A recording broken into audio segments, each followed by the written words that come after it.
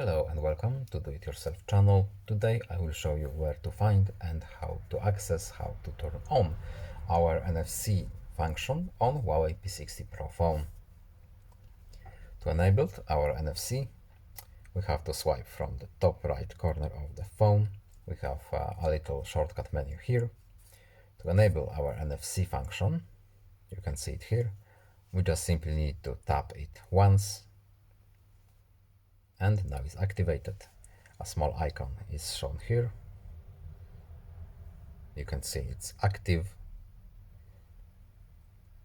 To disable it, we simply do it in the reverse order.